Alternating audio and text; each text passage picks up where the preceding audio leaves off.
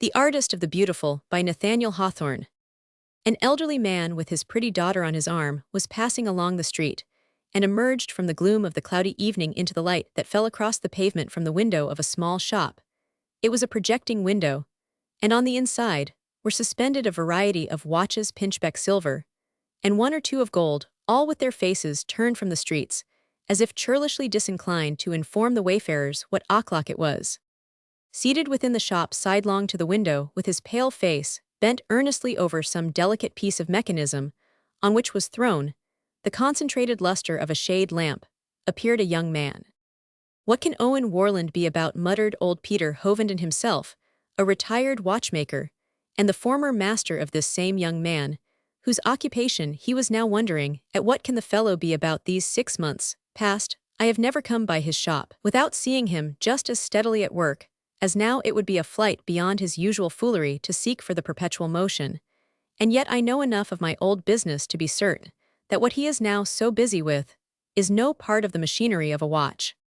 "Perhaps father," said Annie, without showing much interest in the question, "Owen is inventing a new kind of timekeeper.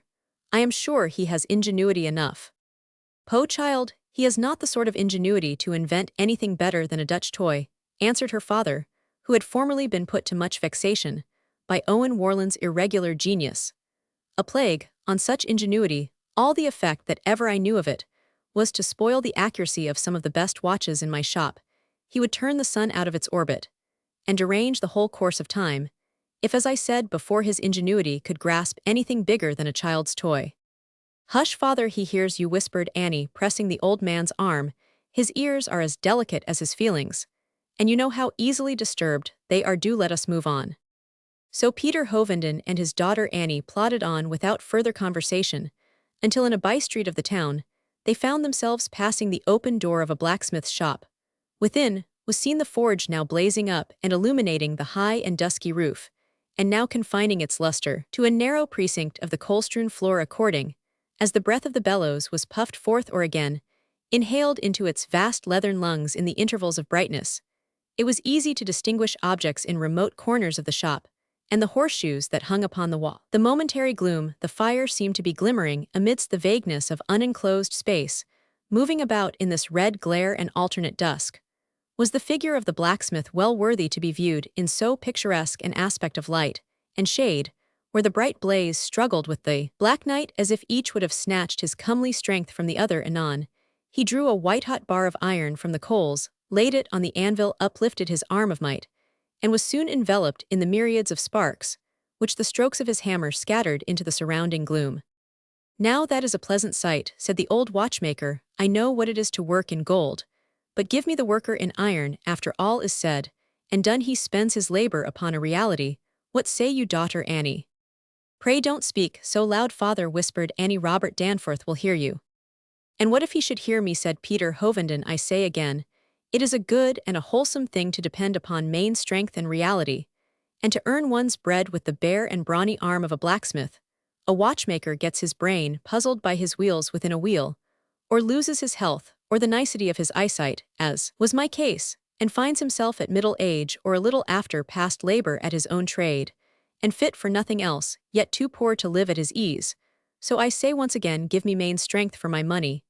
And then how it takes the nonsense out of a man. Did you ever hear of a blacksmith being such a fool as Owen Warland yonder?" "Well said, Uncle Hovenden," shouted Robert Danforth from the forge, in a full, deep, merry voice that made the roof reach. "And what says Miss Annie to that doctrine? She, I suppose, will think it a gentler business to tinker up a lady's watch than to forge a horseshoe or make a gridiron." Annie drew her father onward, without giving him time for reply. "But we must return to Owen Warland's shop, and spend more meditation upon his history and character than either Peter Hovenden, or probably his daughter Annie, or Owen's old schoolfellow Robert Danforth, would have thought due to so slight a subject. From the time that his little fingers could grasp a penknife, Owen had been remarkable for a delicate ingenuity, which sometimes produced pretty shapes in wood, principally figures of flowers and birds, and sometimes seemed to aim at the hidden mysteries of mechanism. But it was always for purposes of grace, and never with any mockery of the useful.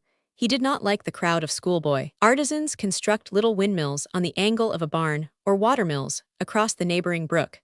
those who discovered such peculiarity in the boy, as to think it worth their while to observe him closely sometimes saw reason to suppose that he was attempting to imitate the beautiful movements of nature as exemplified in the flight of birds or the activity of little animals. It seemed in fact a new development of the love of the beautiful, such as might have made him a poet, a painter, or a sculptor, and which was as completely refined from all utilitarian coarseness as it could have been in either of the fine arts he looked, with singular distaste at the stiff and regular processes of ordinary machinery, being once carried to see a steam engine, in the expectation that his intuitive comprehension of mechanical principles would be gratified. He turned pale and grew sick, as if something monstrous and unnatural had been presented to him. This horror was partly owing to the size and terrible energy of the iron laborer, for the character of Owen's mind was microscopic, and tended naturally to the minute, in accordance with his diminutive frame, and the marvelous smallness and delicate power of his fingers, not that his sense of beauty was thereby diminished. Into a sense of prettiness, the beautiful idea has no relation to size, and may be as perfectly developed in a space too minute for any but microscopic investigation, as within the ample verge that is measured by the arc of the rainbow.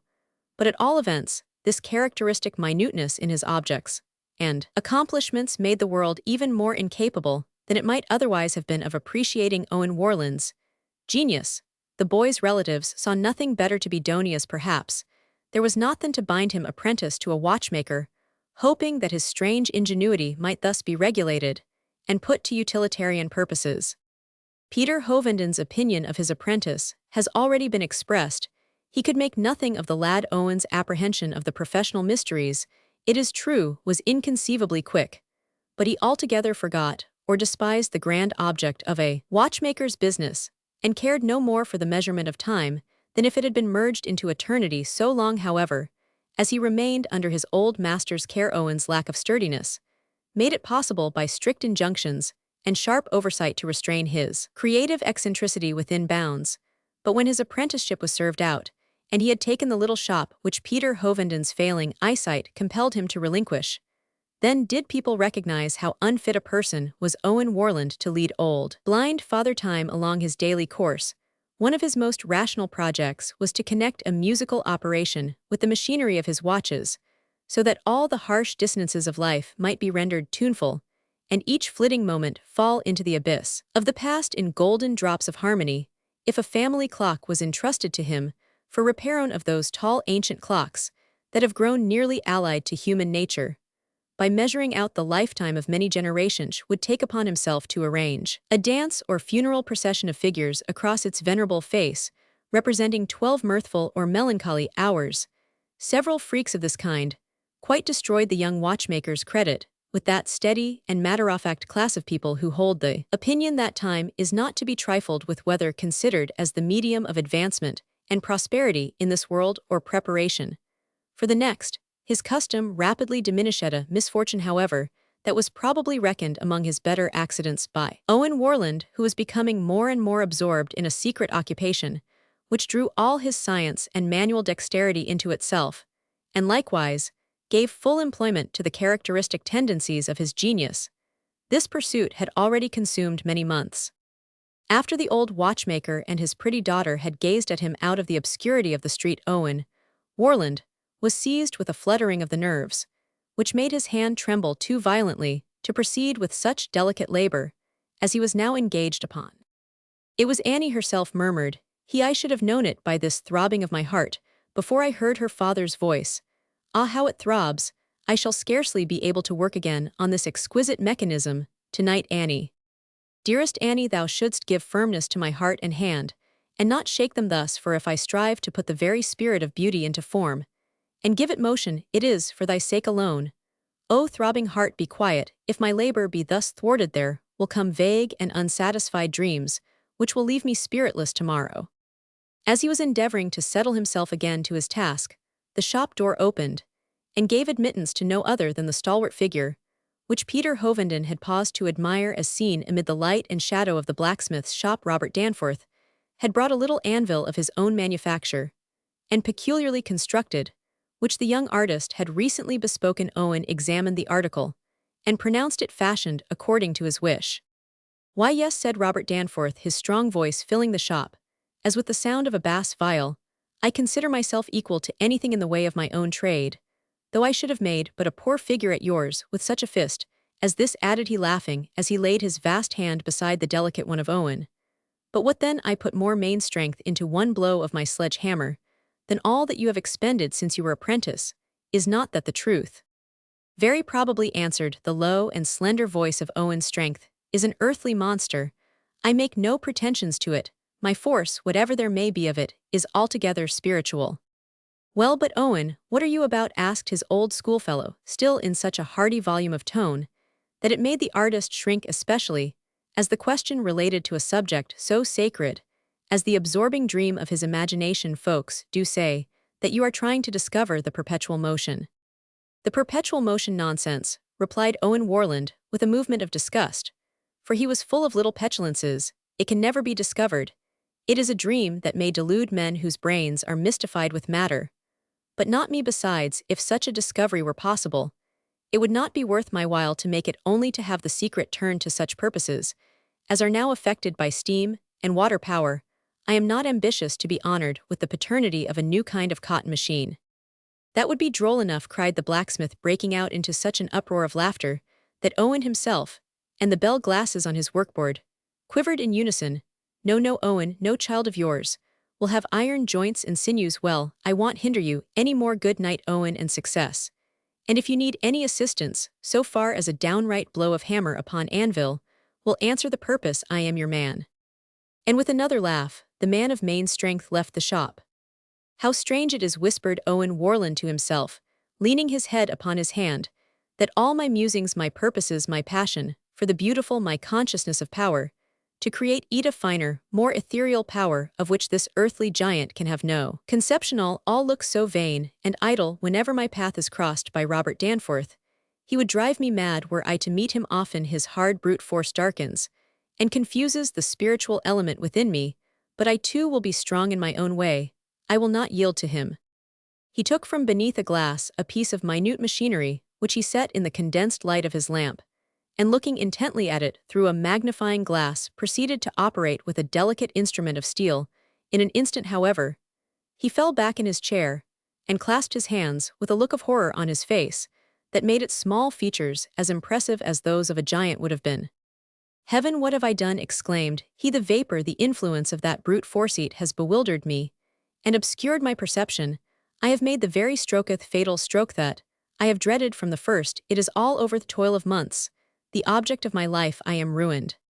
And there he sat in strange despair until his lamp flickered in the socket and left the artist of the beautiful in darkness. Thus it is that ideas which grow up within the imagination and appear so lovely to it, and of a value beyond whatever men call valuable, are exposed to be shattered and annihilated by contact with the practical. It is requisite for the ideal artist to possess a force of character that seems hardly compatible with its delicacy. He must keep his faith in himself, while the incredulous world assails him with its utter disbelief. He must stand up against mankind, and be his own sole disciple, both as respects his genius and the objects to which it is directed. For a time Owen Warland succumbed to this severe, but inevitable test. He spent a few sluggish weeks with his head so continually resting in his hands that the townspeople had scarcely an opportunity to see his countenance. When at last it was again uplifted to the light of day, a cold, dull, nameless change was perceptible upon it, in the opinion of Peter Hovenden, however, and that order of sagacious understandings who think that life should be regulated like clockwork with leaden weights. The alteration was entirely for the better. Owen now indeed applied himself to business with dogged industry. It was marvelous to witness the obtuse gravity with which he would inspect the wheels of a great old silver watch, thereby delighting the owner in whose fob it had been worn, till he deemed it a portion of his own life, and was accordingly jealous of its treatment. In consequence of the good report thus acquired, Owen Warland was invited by the proper authorities to regulate the clock in the church steeple. He succeeded so admirably in this matter of public interest that the merchants gruffly acknowledged his merits on change. The nurse whispered his praises as she gave the potion in the sick chamber. The lover blessed him at the hour of appointed interview, and the town in general thanked Owen for the punctuality of dinner time. In a word, the heavy weight upon his spirits kept everything in order not merely within his own system, but wheresoever the iron accents of the church clock were audible. It was a circumstance though minute yet characteristic of his present state, that when employed to engrave names or initials on silver spoons, he now wrote the requisite letters in the plainest possible style, omitting a variety of fanciful flourishes that had heretofore distinguished his work in this kind. One day during the era of this happy transformation, old Peter Hovenden came to visit his former apprentice. "Well, Owen," said he, "I am glad to hear such good accounts of you from all quarters, and especially from the town clock yonder, which speaks in your commendation every hour of the 24. Only get rid altogether of your nonsensical trash about the beautiful, which I nor nobody else nor yourself to boot could ever understandingly free yourself of that, and your success in life is as sure as daylight. Why, if you go on in this way, I should even venture to let you doctor this precious old watch of mine, though except my daughter Annie, I have nothing else so valuable in the world." "I should hardly dare touch it, sir," replied Owen in a depressed tone, for he was weighed down by his old master's presence. "In time," said the latter, "in time, you will be capable of it." The old watchmaker, with the freedom naturally consequent on his former authority, went on inspecting the work, which Owen had in hand at the moment, together with other matters that were in progress. The artist meanwhile could scarcely lift his head. There was nothing so antipodal to his nature as this man's cold, unimaginative sagacity, by contact with which everything was converted into a dream, except the densest matter of the physical world. Owen groaned in spirit, and prayed fervently to be delivered from him. "But what is this?" cried Peter Hovenden, abruptly taking up a dusty bell glass, beneath which appeared a mechanical something as delicate and minute as the system of a butterfly's anatomy. "What have we here, Owen? Owen, there is witchcraft in these little chains and wheels and paddles. See, with one pinch of my finger and thumb I am going to deliver you from all future peril." "For heaven's sake," screamed Owen Warland, springing up with wonderful energy, "as you would not drive me mad, do not touch it. The slightest pressure of your finger would ruin me forever." "Aha, young man, and is it so?" said the old watchmaker, looking at him with just enough penetration to torture Owen's soul with the bitterness of worldly criticism. "Well, take your own course. But I warn you again that in this small piece of mechanism lives your evil spirit. Shall I exorcise him?" "You are my evil spirit," answered Owen, much excite you, "and the hard coarse world, the leaden thoughts, and the despondency that you fling upon me are my clogs, else I should long ago have achieved the task that I was created for."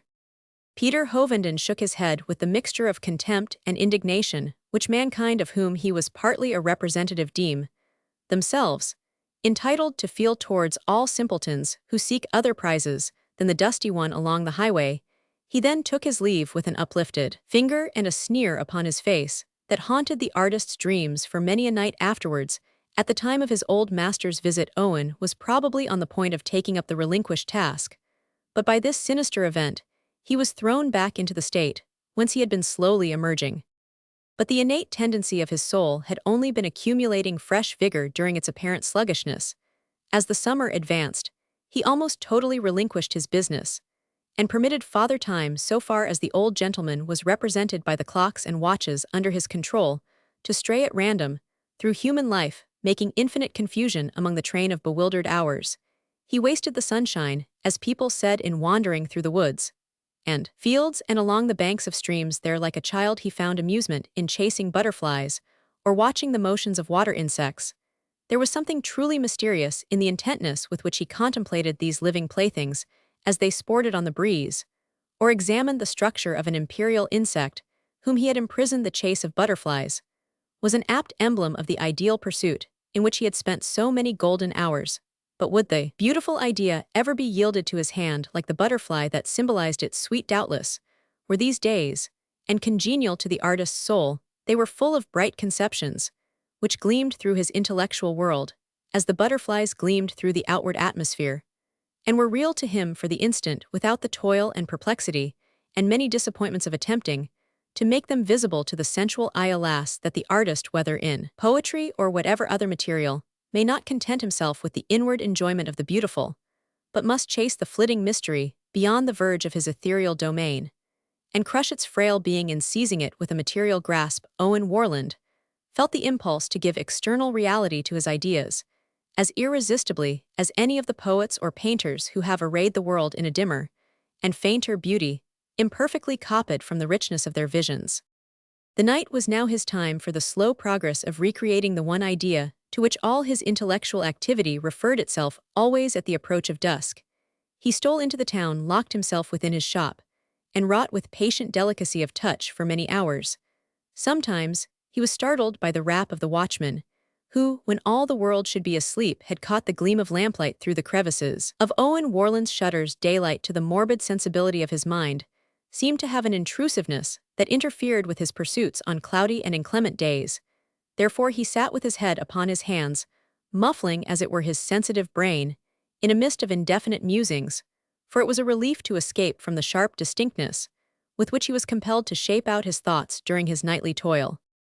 From one of these fits of torpor, he was aroused by the entrance of Annie Hovenden, who came into the shop with the freedom of a customer, and also with something of the familiarity of a childish friend. She had worn a hole through her silver thimble and wanted Owen to repair it. "But I don't know whether you will condescend to such a task," said she, laughing now, "that you are so taken up with the notion of putting spirit into machinery." "Where did you get that idea, Annie?" said Owen, starting in surprise. "Oh, out of my own head," answered she, "and from something that I heard you say long ago when you were but a boy, and I a little child. But come, will you mend this poor thimble of mine?" "Anything for your sake," Annie said. "Owen Warland, anything, even were it to work at Robert Danforth's forge." "And that would be a pretty sight," retorted Annie, glancing with imperceptible slightness at the artist's small and slender frame. "Well, here is the thimble." "But that is a strange idea of yours," said Owen, "about the spiritualization of matter." And then the thought stole into his mind that this young girl possessed the gift to comprehend him better than all the world besides, and what a help and strength would it be to him, in his lonely toil, if he could gain the sympathy of the only being whom he loved, to persons whose pursuits are insulated from the common business of life, who are either in advance of mankind or apart from it. There often comes a sensation of moral cold that makes the spirit shiver as if it had reached the frozen solitudes around the pole. What the prophet, the poet, the reformer, the criminal, or any other man with human yearnings, but separated from the multitude by a peculiar lot, might feel, poor Owen felt. "Annie," cried he, growing pale as death at the thought, "how gladly would I tell you the secret of my pursuit. You, methinks, would estimate it rightly. You, I know, would hear it with a reverence that I must not expect from the harsh material world." "Would I not, to be sure, I would," replied Annie Hovenden, lightly laughing. "Come, explain to me quickly, what is the meaning of this little whirligig, so delicately wrought, that it might be a plaything for Queen Mab. See, I will put it in motion." "Hold," exclaimed Owen, "hold." Annie had but given the slightest possible touch with the point of a needle to the same minute portion of complicated machinery which has been more than once mentioned, when the artist seized her by the wrist with a force that made her scream aloud. She was affrighted at the convulsion of intense rage and anguish that writhed across his features. The next instant, he let his head sink upon his hands. "Go, Annie," murmured he, "I have deceived myself, and must suffer for it. I yearned for sympathy, and thought, and fancied, and dreamed that you might give it me, but you lack the talisman, Annie, that should admit you into my secrets. That touch has undone the toil of months, and the thought of a lifetime. It was not your fault, Annie, but you have ruined me." Poor Owen Warland! He had indeed erred, yet pardonably, for if any human spirit could have sufficiently reverenced the processes so sacred in his eyes, it must have been a woman's. Even Annie Hovenden, possibly, might not have disappointed him, had she been enlightened by the deep intelligence of love. The artist spent the ensuing winter in a way that satisfied any persons who had hitherto retained a hopeful opinion of him, that he was in truth irrevocably doomed to unutility as regarded the world, and to an evil destiny on his own part. The decease of a relative had put him in possession of a small inheritance, thus freed from the necessity of toil, and having lost the steadfast influence of a great purpose, great at least to him, abandoned himself to habits from which it might have been supposed the mere delicacy of his organization would have availed to secure him. But when the ethereal portion of a man of genius is obscured, the earthly part assumes an influence the more uncontrollable, because the character is now thrown off the balance to which Providence had so nicely adjusted it, and which in coarser natures is adjusted by some other method. Owen Warland made proof of whatever show of bliss may be found in riot. He looked at the world through the golden medium of wine, and contemplated the visions that bubble up so gaily around the brim of the glass, and that people the air with shapes of pleasant madness, which so soon grow ghostly and forlorn. Even when this dismal and inevitable change had taken place, the young man might still have continued to quaff the cup of enchantments, though its vapor did but shroud life in gloom and fill the gloom with specters that mocked at him. There was a certain irksomeness of spirit which, being real, and the deepest sensation of which the artist was now conscious, was more intolerable than any fantastic miseries and horrors that the abuse of wine could summon up in the latter case. He could remember even out of the midst of his trouble that all was but a delusion in the former. The heavy anguish was his actual life. From this perilous state, he was redeemed by an incident which more than one person witnessed, but of which the shrewdest could not explain or conjecture the operation on Owen Warland's mind. It was very simple. On a warm afternoon of spring, as the artist sat among his riotous companions with a glass of wine before him, a splendid butterfly flew in at the open window and fluttered about his head. "Ah!" exclaimed Owen, who had drank freely, "are you alive again, child of the sun and playmate of the summer breeze, after your dismal winter's nap? Then it is time for me to be at work." And leaving his unemptied glass upon the table, he departed, and was never known to sip another drop of wine. And now again, he resumed his wanderings in the woods and fields. It might be fancied that the bright butterfly which had come so spirit-like into the window, as Owen sat with the rude revelers, was indeed a spirit commissioned to recall him to the pure ideal life that had so etherealized him among men. It might be fancied that he went forth to seek this spirit in its sunny haunts, for still as in the summer time gone by, he was seen to steal gently up, wherever a butterfly had alighted, and lose himself in contemplation of it. When it took flight, his eyes followed the winged vision, as if its airy track would show the path to heaven.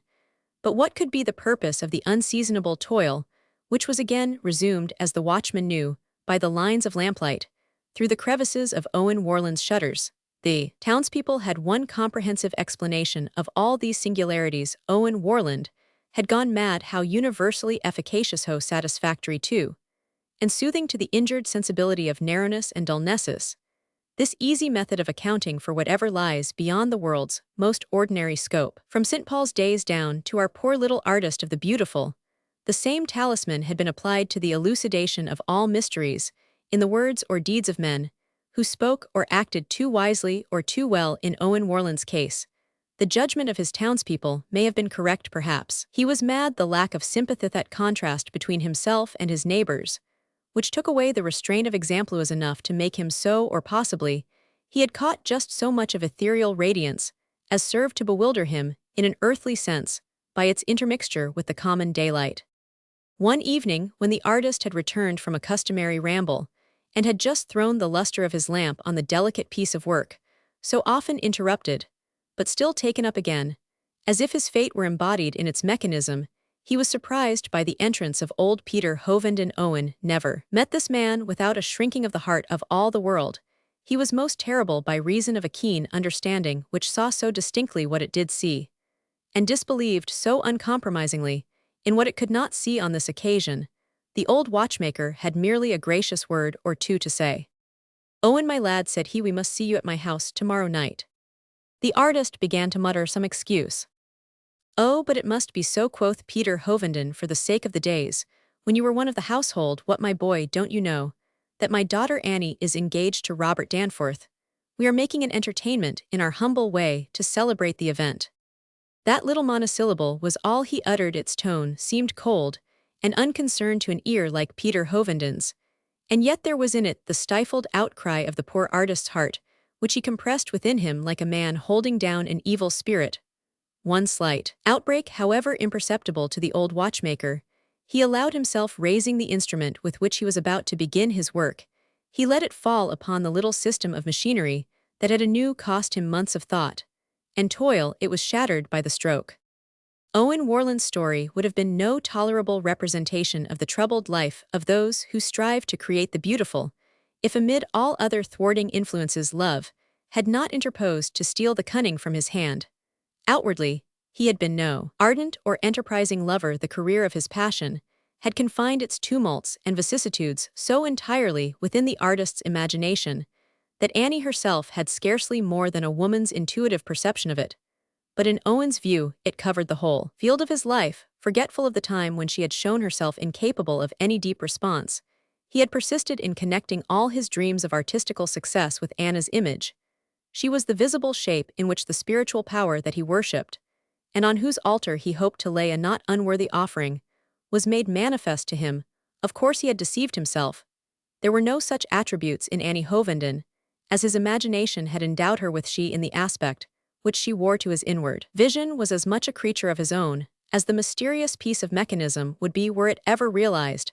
Had he become convinced of his mistake through the medium of successful love, had he won Annie to his bosom, and there beheld her fade from angel into ordinary woman's disappointment, might have driven him back with concentrated energy upon his sole remaining object. On the other hand, had he found Annie, what he fancied his lot would have been so rich in beauty that out of its mere redundancy he might have wrought the beautiful into many a worthier type than he had toiled for. But the guise in which his sorrow came to him, the sense that the angel of his life had been snatched away and given to a rude man of earth and iron, who could neither need nor appreciate her ministrations. This was the very perversity of fate that makes human existence appear too absurd and contradictory to be the scene of one other hope or one other fear.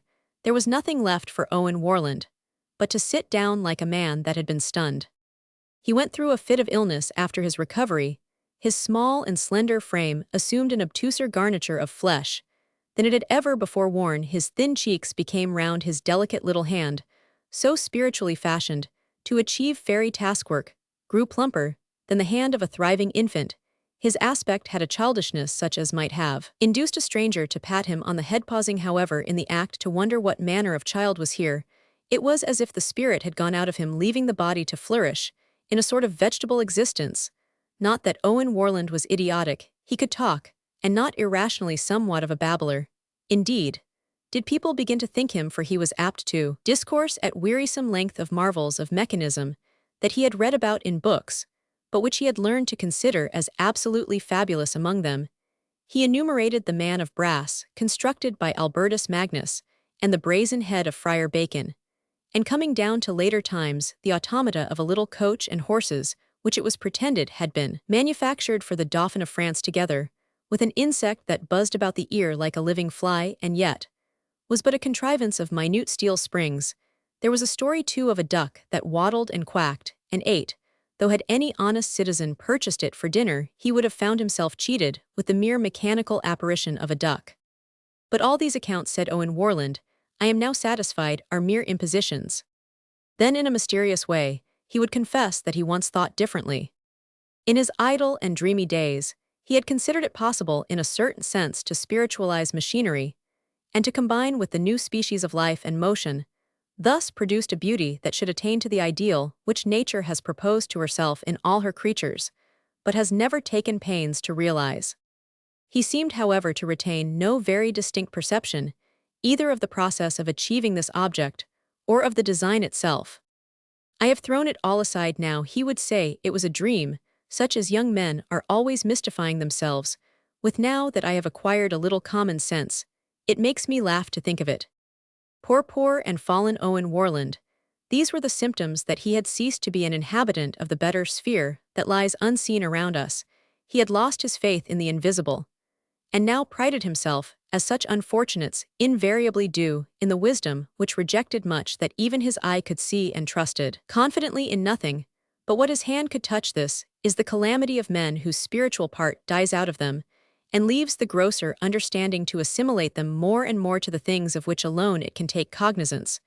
But in Owen Warland, the spirit was not dead, nor passed away, it only slept.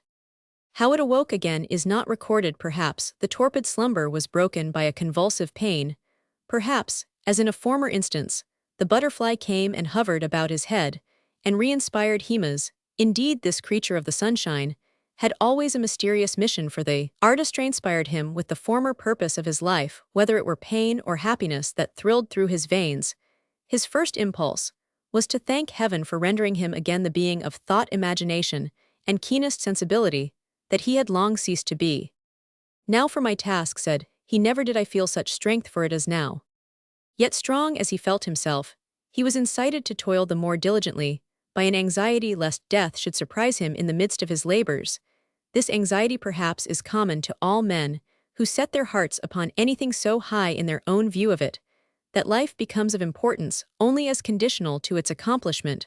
So long as we love life for itself, we seldom dread the losing it. When we desire life for the attainment of an object, we recognize the frailty of its texture. But side by side with this sense of insecurity, there is a vital faith in our invulnerability to the shaft of death while engaged in any task that seems assigned by Providence as our proper thing to do, and which the world would have cause to mourn, for should we leave it unaccomplished, can the philosopher big, with the inspiration of an idea that is to reform mankind, believe that he is to be beckoned from this sensible existence at the very instant when he is mustering his breath to speak the word of light? Should he perish, so the weary ages may pass away, worlds whose life sand may fall drop by drop before another intellect is prepared to develop the truth that might have been uttered then. But history affords many an example where the most precious spirit at any particular epoch manifested in human shape has gone hence untimely without space, allowed him, so far as mortal judgment could discern, to perform his mission on the earth. The prophet dies, and the man of torpid heart and sluggish brain lives on. The poet leaves his song half sung, or finishes it beyond the scope of mortal ears in a celestial choir. The painter is Alston did leaves half his conception on the canvas to sadden us with its imperfect beauty, and goes to picture forth the whole, if it be no irreverence to say so, in the hues of heaven, but rather such incomplete designs of this life will be perfected nowhere. This so frequent abortion of man's dearest projects must be taken as a proof that the deeds of earth, however etherealized by piety or genius, are without value, except as exercises and manifestations of the spirit in heaven. All ordinary thought is higher and more melodious than Milton's song. Then would he add another verse to any strain that he had left unfinished here. But to return to Owen Warland, it was his fortune, good or ill, to achieve the purpose of his life. Pass we over a long space of intense thought, yearning effort, minute toil, and wasting anxiety, succeeded by an instant of solitary triumph. Let all this be imagined, and then behold the artist on a winter evening seeking admittance to Robert Danforth's fireside circle. There he found the man of iron, with his massive substance thoroughly warmed and attempered by domestic influences, and there was Annie too, now transformed into a matron, with much of her husband's plain and sturdy nature, but imbued, as Owen Warland still believed, with a finer grace that might enable her to be the interpreter between strength and beauty. It happened likewise that old Peter Hovenden was a guest this evening at his daughter's fireside, and it was his well-remembered expression of keen cold criticism that first encountered the artist's glance. "My old friend Owen," cried Robert Danforth, starting up and compressing the artist's delicate fingers within a hand that was accustomed to gripe bars of iron, "this is kind and neighborly to come to us at last. I was afraid your perpetual motion had bewitched you out of the remembrance of old times." "We are glad to see you," said Annie, while a blush reddened her matronly cheek. "It was not like a friend to stay from us so long." "Well, Owen," inquired the old watchmaker, as his first greeting, "how comes on the beautiful? Have you created it at last?" The artist did not immediately reply, being startled by the apparition of a young child of strength that was tumbling about on the carpet, a little personage who had come mysteriously out of the infinite, but with something so sturdy and real in his composition that he seemed molded out of the densest substance which earth could supply. This hopeful infant crawled towards the newcomer, and setting himself on end, as Robert Danforth expressed the posture, stared at Owen with a look of such sagacious observation that the mother could not help exchanging a proud glance with her husband. But the artist was disturbed by the child's look, as imagining a resemblance between it and Peter Hovenden's habitual expression, he could have fancied that the old watchmaker was compressed into this baby shape, and looking out of those baby eyes, and repeating, as he now did, the malicious question, "The beautiful, Owen, how comes on the beautiful? Have you succeeded in creating the beautiful?" "I have succeeded," replied the artist with a momentary light of triumph in his eyes, and a smile of sunshine, yet steeped in such depth of thought that it was almost sadness. "Yes, my friends, it is the truth, I have succeeded." "Indeed," cried Annie, a look of maiden mirthfulness peeping out of her face again, "and is it lawful now to inquire what the secret is?" "Surely it is to disclose it that I have come," answered Owen Warland. "You shall know and see and touch and possess the secret, for Annie, if, by that name, I may still address the friend of my boyish years. Annie, It is for your bridal gift that I have wrought this spiritualized mechanism, this harmony of motion, this mystery of beauty. It comes late indeed, but it is as we go onward in life, when objects begin to lose their freshness of hue, and our souls their delicacy of perception, that the spirit of beauty is most needed. If forgive me, Annie, if you know how to value this gift, it can never come too late. He produced, as he spoke, what seemed a jewel box. It was carved richly out of ebony by his own hand, and inlaid with a fanciful tracery of pearl, representing a boy in pursuit of a butterfly, which elsewhere had become a winged spirit, and was flying heavenward, while the boy or youth had found such efficacy in his strong desire that he ascended from earth to cloud, and from cloud to celestial atmosphere to win the beautiful. This case of ebony, the artist opened, and bade Annie place her fingers on its edge. She did so, but almost screamed as a butterfly fluttered forth, and alighting on her finger's tip, sat waving the ample magnificence of its purple and gold-speckled wings, as if in prelude to a flight. It is impossible to express by words the glory, the splendor, the delicate gorgeousness, which were softened into the beauty of this object. Nature's ideal butterfly was here realized in all its perfection, not in the pattern of such faded insects as flit among earthly flowers, but of those which hover across the meads of paradise for child angels, and the spirits of departed infants to disport themselves with the rich down, was visible upon its wings. The luster of its eyes seemed instinct with spirit.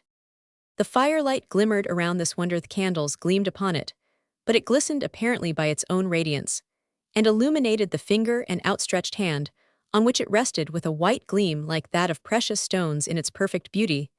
The consideration of size was entirely lost. Had its wings overreached the firmament, the mind could not have been more filled or satisfied. Beautiful, beautiful, exclaimed Annie. Is it alive? Is it alive?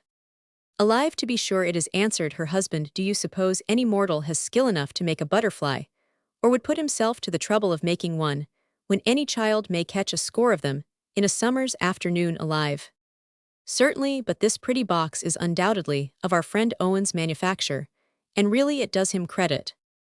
At this moment, the butterfly waved its wings anew with a motion so absolutely lifelike that Annie was startled and even awestricken, for in spite of her husband's opinion, she could not satisfy herself whether it was indeed a living creature or a piece of wondrous mechanism. Is it alive? She repeated more earnestly than before. Judge for yourself, said Owen Warland, who stood gazing in her face with fixed attention. The butterfly now flung itself upon the air, fluttered round Anna's head, and soared into a distant region of the parlor, still making itself perceptible to sight by the starry gleam in which the motion of its wings enveloped it. The infant on the floor followed its course with his sagacious little eyes. After flying about the room, it returned in a spiral curve, and settled again on Anna's finger. But is it alive? Exclaimed she again, and the finger on which the gorgeous mystery had alighted was so tremulous that the butterfly was forced to balance himself with his wings. Tell me if it be alive, or whether you created it. Wherefore ask who created it, so it be beautiful, replied Owen Warland. Alive, yes, Annie, it may well be said to possess life, for it has absorbed my own being into itself, and in the secret of that butterfly, and in its beauty, which is not merely outward, but deep as its whole system is, represented the intellect, the imagination, the sensibility, the soul of an artist of the beautiful. Yes, I created it. Butend, here his countenance, somewhat changed. Thy's butterfly is not now to me what it was when I beheld it afar off in the daydreams of my youth. Be it what it may, it is a pretty plaything, said the blacksmith, grinning with childlike delight. I wonder whether it would condescend to alight on such a great clumsy finger as mine. Hold it hither, Annie. By the artist's direction, Annie touched her finger's tip to that of her husband, and after a momentary delay, the butterfly fluttered from one to the other. It preluded a second flight, by a similar yet not precisely the same waving of wings, as in the first experiment. Then, ascending from the blacksmith's stalwart finger, it rose in a gradually enlarging curve to the ceiling, made one wide sweep around the room, and returned with an undulating movement to the point whence it had started. Well, that does beat all nature, cried Robert Danforth, bestowing the heartiest praise that he could find expression for, and indeed, had he paused there, a man of finer words and nicer perception could not easily have said more. That goes beyond me, I confess. But what then? There is more real use in one downright blow of my sledge-hammer than in the whole 5 years' labor that our friend Owen has wasted on this butterfly. Here the child clapped his hands and made a great babble of indistinct utterance, apparently demanding that the butterfly should be given him for a plaything. Owen Warland meanwhile glanced sidelong at Annie to discover whether she sympathized in her husband's estimate of the comparative value of the beautiful. And the practical there was amid all her kindness, towards himself, amid all the wonder and admiration with which she contemplated the marvelous work of his hands and incarnation of his idea, a secret scorn too secret perhaps for her own consciousness, and perceptible only to such intuitive discernment as that of the artist. But Owen, in the latter stages of his pursuit, had risen out of the region in which such a discovery might have been torture. He knew that the world, and Annie as the representative of the world, whatever praise might be bestowed, could never say the fitting word, nor feel the fitting sentiment, which should be the perfect recompense of an artist who, symbolizing a lofty moral by a material trifle, converting what was earthly to spiritual gold, had won the beautiful into his handiwork. Not at this latest moment was he to learn that the reward of all high performance must be sought within itself, or sought in vain. There was, however, a view of the matter which Annie and her husband, and even Peter Hovenden, might fully have understood, and which would have satisfied them that the toil of years had here been worthily bestowed. Owen Warland might have told them that this butterfly, this plaything, this bridal gift of a poor watchmaker to a blacksmith's wife, was in truth a gem of art that a monarch would have purchased with honors and abundant wealth, and have treasured it among the jewels of his kingdom as the most unique and wondrous of them all. But the artist smiled, and kept the secret to himself. "Father," said Annie, thinking that a word of praise from the old watchmaker might gratify his former apprentice, "do come and admire this pretty butterfly." "Let us see," said Peter Hovenden, rising from his chair with a sneer upon his face that always made people doubt, as he himself did in everything. "But a material existence, here is my finger for it to alight upon. I shall understand it better when once I have touched it." But to the increased astonishment of Annie, when the tip of her father's finger was pressed against that of her husband, on which the butterfly still rested, the insect drooped its wings, and seemed on the point of falling to the floor. Even the bright spots of gold upon its wings and body, unless her eyes deceived her, grew dim, and the glowing purple took a dusky hue, and the starry luster that gleamed around the blacksmith's hand became faint and vanished. It is dying," cried Annie in alarm. "It has been delicately wrought," said the artist calmly. "As I told you, it has imbibed a spiritual essence. Call it magnetism, or what you will, in an atmosphere of doubt and mockery. Its exquisite susceptibility suffers torture, as does the soul of him who instilled his own life into it. It has already lost its beauty. In a few moments more its mechanism would be irreparably injured." "Take away your hand, father," entreated Annie, turning pale. "Here is my child. Let it rest on his innocent hand. There perhaps its life will revive, and its colors grow brighter than ever." Her father, with an acrid smile, withdrew his finger. The butterfly then appeared to recover the power of voluntary motion, while its hues assumed much of their original luster, and the gleam of starlight, which was its most ethereal attribute, again formed a halo round about it. At first, when transferred from Robert Danforth's hand to the small finger of the child, this radiance grew so powerful that it positively threw the little fellow's shadow back against the wall. He meanwhile extended his plump hand, as he had seen his father and mother do, and watched the waving of the insect's wings with infantine delight. Nevertheless, there was a certain odd expression of sagacity that made Owen Warland feel as if here were old Pete Hovenden partially, and but partially redeemed from his hard skepticism into childish faith. "How wise the little monkey looks," whispered Robert Danforth to his wife. "I never saw such a look on a child's face," answered Annie, admiring her own infant, "and with good reason. Far more than the artistic butterfly, the darling knows more of the mystery than we do." As if the butterfly, like the artist, were conscious of something not entirely congenial in the child's nature, it alternately sparkled and grew. Roman 1499. At length, it arose from the small hand of the infant, with an airy motion that seemed to bear it upward without an effort, as if the ethereal instincts with which its master's spirit had endowed it impelled this fair vision, involuntarily, to a higher sphere. Had there been no obstruction, it might have soared into the sky and grown immortal, but its luster gleamed upon the ceiling, the exquisite texture of its wings brushed against that earthly medium, and a sparkle or two as of stardust floated downward and lay glimmering on the carpet. Then the butterfly came fluttering down, and instead of returning to the infant, was apparently attracted towards the artist's hand. Not so," murmured Owen Warland, as if his handiwork could have understood him.